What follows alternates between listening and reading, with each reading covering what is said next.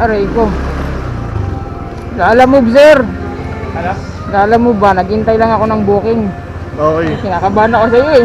Hindi, kasi kung mag-aantay kayong booking, pwede nyong itanggalin yung helmet nyo. sabagay. Kasi ang nangyayari ngayon, maraming kawatan gamit ang walang problema tumigil dyan. Nakikiramdam din tuloy ako sa iyo. Oo, basta tatanggalin mo yung helmet mo at the same time yung face mask mo. Sige na, sir. Okay, Oo. walang problema. Sige, maganda. Hindi, okay na. Nakakuha na ako. Sa Velasquez yung ano. Velasquez, sa Villa yan. Iron Square. Oo. Pasensya ka na. Kinabahan ako na eh. Maraming masasamang loob. Oo. Naka-face mask. Nakaganyan, kaya ano ha. Sige, Sige sir, kinabahan talaga ako sa iyo. Grabe, off-cam.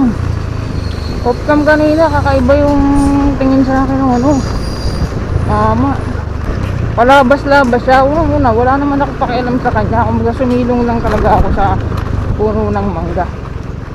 Ewan ko, paano nangyari yun? Bigla na lang siyang lumabas. Wala naman akong pakialam sa kanya. Naghihintay lang ako ng booking.